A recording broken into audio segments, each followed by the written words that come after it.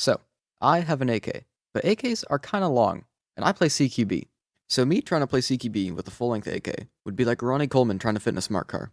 So I need a way to make it shorter. I could buy an outer barrel, inner barrel, and hop-up and spend my life savings. Or I could spend even more money on a Bullpup kit.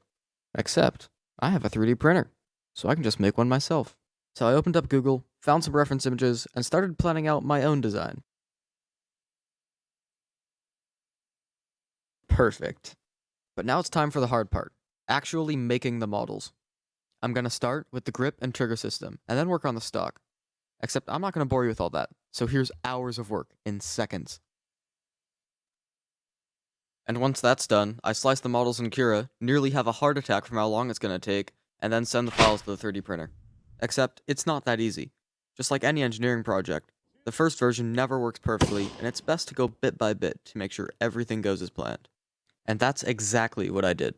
I started with just a handguard, added a grip to it, and then gave it a trigger system. After that, I made a basic outline of the stock just to check for fitment, and then I gave it its final shape and added cosmetics. And that's it. We're done. No.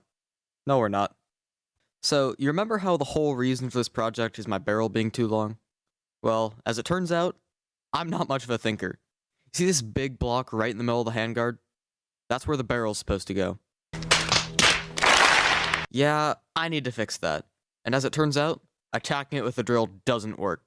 So I'm gonna have to actually fix the model. And then I'm gonna have to reprint the whole thing. And now that the print's done, I just have to remove all the support.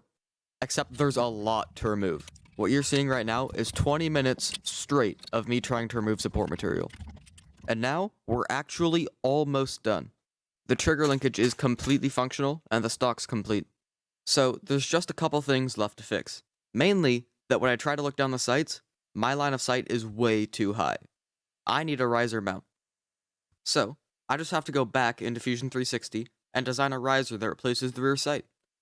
And once that's done printing, I can throw an optic onto it, and that's everything I need to print for this project. And by the way, that's the same shattered optic from my last video. I'll put a link to that in the description so you can check it out later.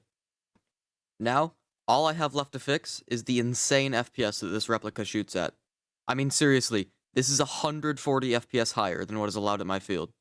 So I could buy a shorter inner barrel, but the whole point of this project was avoiding that. So I bought an Aritech NPAS that will allow me to fine-tune my FPS output. And now, we're done. For real this time. Everything works, and the replica is completely field legal. So in the near future, I'll release a video of me playing some CQB with it.